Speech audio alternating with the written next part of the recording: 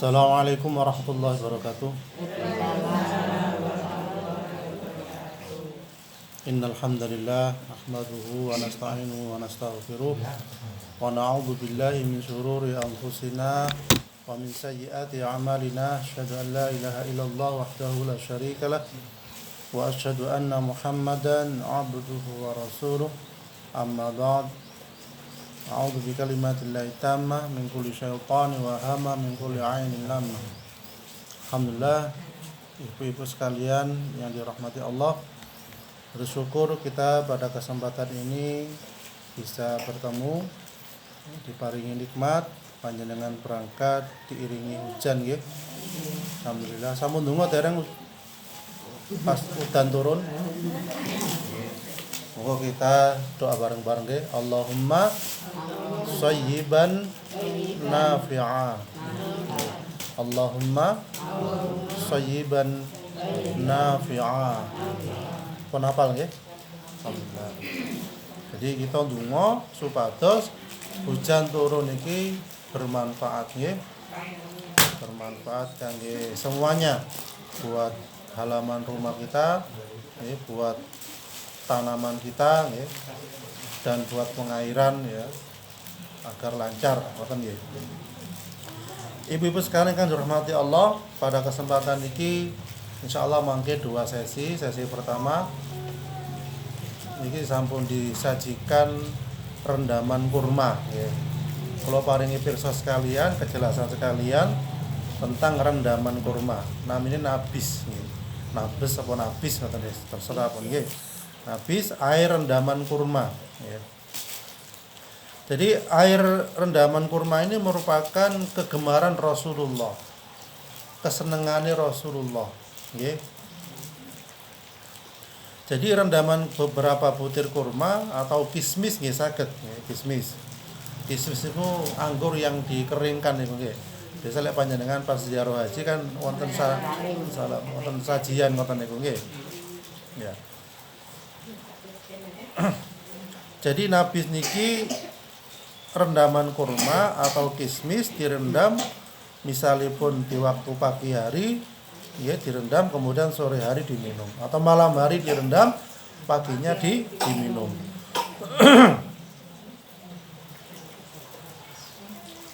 Ada beberapa hadis yang menyebutkan tentang nabis niki nggih. Aisyah niku pernah ditanya tentang nabis atau rendaman kurma. Kemudian ia memanggil seorang budak wanita asal Habasyah. Bertanyalah kepada wanita ini, kata Aisyah, bertanyalah kepada wanita ini, itu kata Aisyah, karena ia dahulu pernah membuat nabis untuk Rasulullah SAW. Kemudian lalu wanita Habasyah itu berkata, aku pernah membuat nabis untuk beliau dalam sebuah kantung kulit pada malam hari. Kemudian aku mengikatnya dan menggantungnya, lalu di pagi harinya beliau Shallallahu Alaihi Wasallam meminumnya. Jadi Senin belum ada gelas, mungkin ada tapi lain ya. Tidak ada gelas plastik maksudnya. Lek Senin niku ndamel kantong kulit. Nggih. Dan niku insyaallah lebih sehat janipun kantong kulit. Kemudian dari Aisyah ia berkata, kami biasa membuat perasan untuk Rasulullah sallallahu alaihi wasallam di dalam air minum yang bertali di atasnya. Kami membuat rendaman di pagi hari dan meminumnya di sore hari, atau membuat rendaman di sore hari lalu meminumnya di pagi hari. Jadi kalau dilihat dari segi kesehatan, buah kurma niku manfaatnya kathah, memulihkan tenaga. Kenapa ketika berbuka puasa kita disunahkan apa? Dahar kurma. Niku sae memulihkan tenaga. Terutama tadi wonten cerita wonten ing DB nggih. Demam berdarah nggih, leres. Alhamdulillah kula sering nangani tiyang DB. Pakai sari kurma. atau pakai kurma, alhamdulillah cepet. Mboten sampai wonten tiyang sing ngamar kita Jember lah. Ndak waras-waras, ndak anu-anu, akhirnya pulang kula paringi resep sari kurma, kula campur wis macam-macam lah. Kali kengen kula konsumsi kurma, nggih rendaman kurma kados saken. Alhamdulillah saras.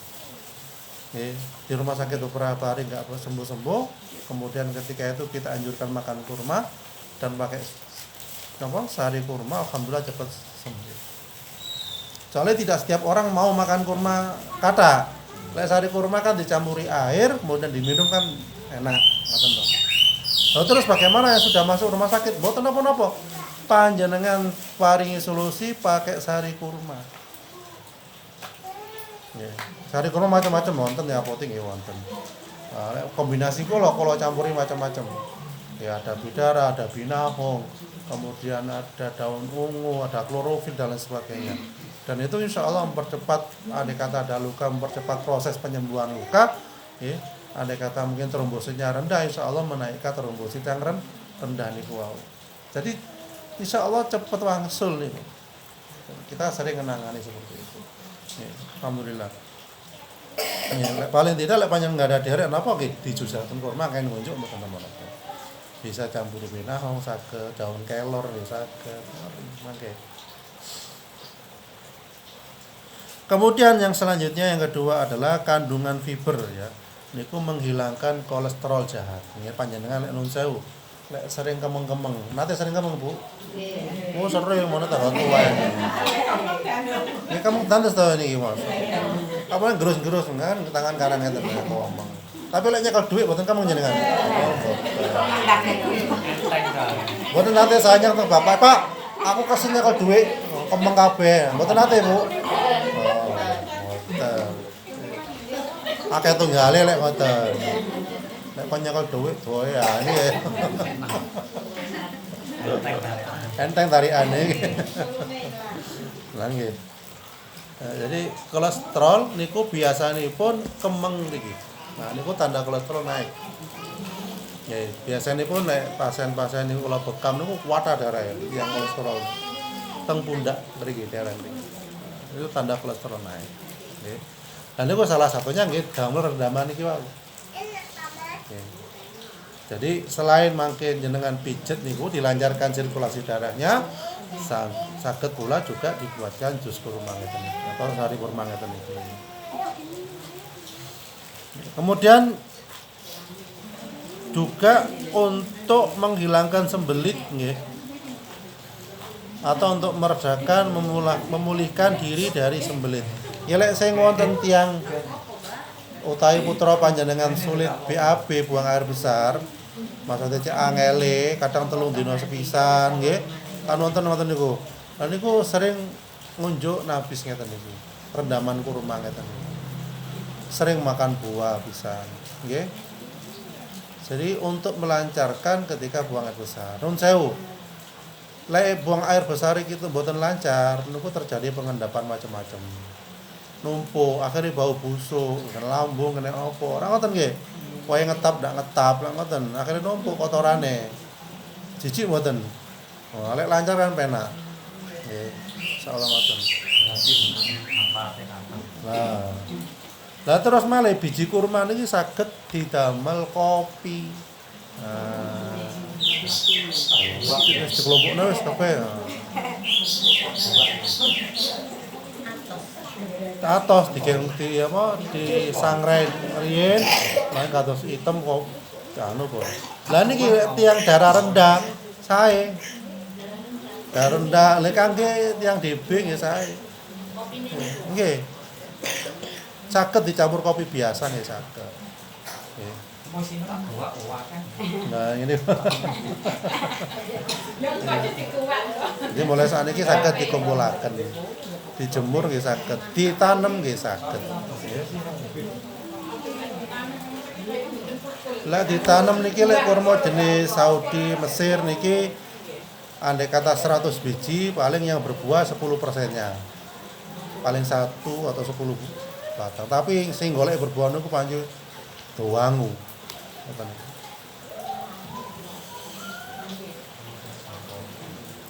Kemudian yang ketiga, manfaat kurma niku memberi zat besi yang sangat bagus. Kemudian kaya akan potasium, ya, penting dalam menjaga jantung dan menstabilkan tekanan darah. Kemudian khasiat air nabis niku, ya, termasuk minuman beralkali yang mampu menolong membuang kelebihan asam pada perut dan memulihkan sistem pencernaan tubuh. Jadi nggak ada asam lambung nopo sak derenge nedo macam-macam kurma rin. Kados ngeten iki direndam ngeten iki. Nah, direndam, diminum, nggih anune nggih diunjuk. Apa dimakan, kurmanya nggih dimakan. Bijinya dikumpulkan, mangke didamel kopi. Kemudian juga membantu badan untuk menyingkirkan bahan-bahan toksin yang berbahaya di dalam tubuh. Jadi kangge ngeldalaken racun, mengeluarkan racun di dalam tubuh kita, ya, sebagai detox. Detox niku membersihkan racun dalam tubuh. Disebabkan air nabis niki tinggi akan kadar fiber, ia mampu membantu proses pencernaan yang baik dan meningkatkan atau menajamkan pikiran. Jadi fresh teng pikiran. Agar kita mboten gampang lali, gampang lupa. Mari dikek blonjo njaluk meneh, gampang lali. Ora. Mana bensin mundak nggih? Oh, bensin mundak rega-rega pripun niki? Mundak pisan nggih. Tapi teng Semboro sekeco sayuran kathah nggih. Wonten suket nggih kathah nggih. Loh, suket niku saged sing wonten manfaate. Suket teki. Nah niku saged direbus, diunjuk aire. Damel kesehatan. Suket teki. Lho sak sukete. Nggih direbus, dibuat minuman tiap hari. Nggih, paling suatu saat mangke kita bahas Allah. Iso-iso dragas iki, Mang. Jauh mboten menapa ya. Mangke Pak lek teng griya biasae diparingi genjer kayak iso keteki ya nggih. Bu, aku tutup wedhus. Coba Pak, bensin mundak, ya suka teki sayure lah ngoten nggih. Bawang Dayak niku tekanan darah tinggi, melancarkan pembuluh darah, ya, peredaran darah, ya. Kata manfaatnya. Darah tinggi saya malah niku.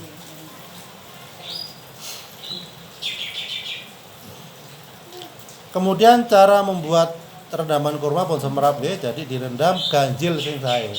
Gitu. Rendaman ganjil 3, 5, 7 ngoten nggih.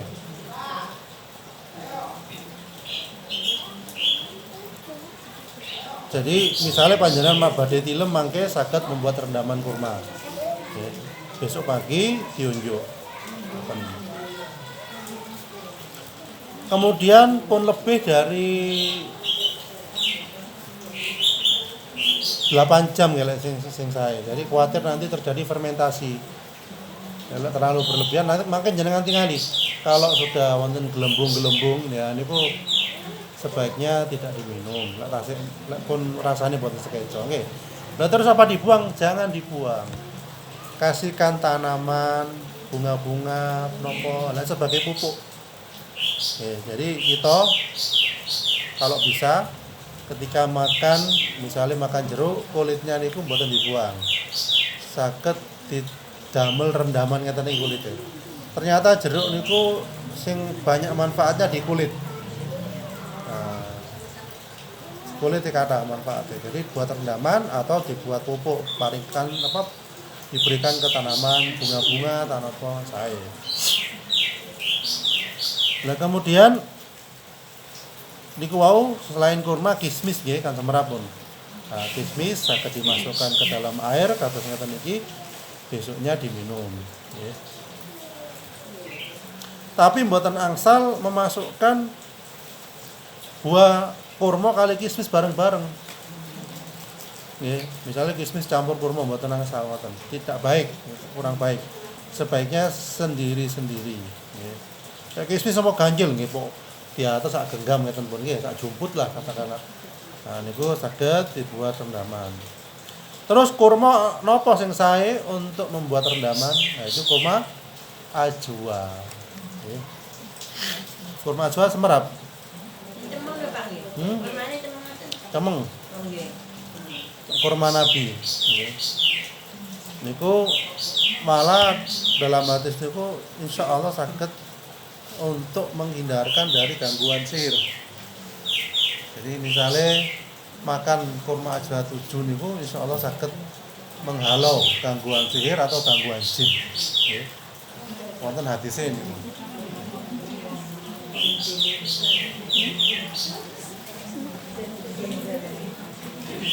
Jadi kurma ajwa niku sing sae. Kurma Nabi, kurma kegemaran Nabi dan kurma yang juga sering dimakan oleh Nabi. Regine panci lumayan. Lek kurma liyane oleh 10 kilo niku sak kilo. Nggih kurang lebih antara 200 300 per kilo. Oh tuh kono berasnya 20 kilo iku. Pikirannya beras nggih. Lek wong dereng saged tumbas nggih kurma ngaten iki teman-teman. Nggih. Jadi ngoten Ibu-ibu sekalian dirahmati Allah.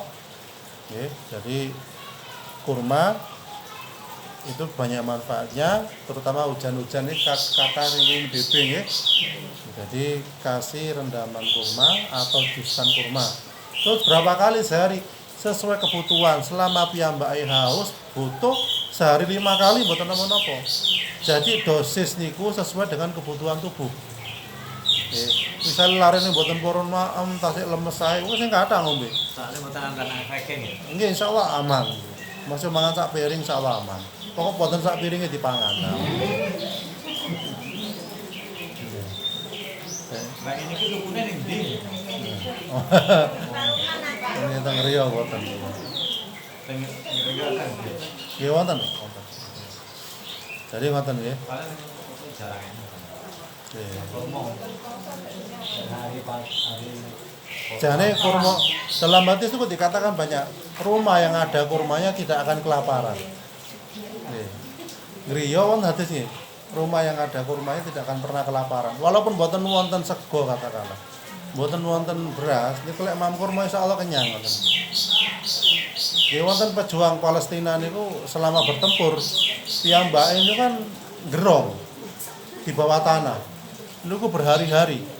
Jadi sedinten niku cuma makan kurma dimut ngeten iki kurang lebih habis separuh nambah setunggal ngoten nggih. Niku urip tasian. Selama waktunya kurang lebih hampir 1 bulan. Maam kurma tok setiap hari 1 cuma dimut ngoten. Bayangkan. Kan katanya beto beras, mie kan supet dalane di bawah. Dan mungkin terbatas juga makanannya. Ternyata rahasianya makan kurma. Coba jangan praktekkan dimut. Awet. Atas permen teman-teman. Karena kurma itu barokah. Insyaallah kurma itu barokah. Lah, sama dengan ketika bayi baru lahir ditahnik nggih, ditahnik niku dilumatkan apa dikunyahnya kurma kemudian variankan teng bayi niku. Nggih. Jadi wonten pertanyaan nggih.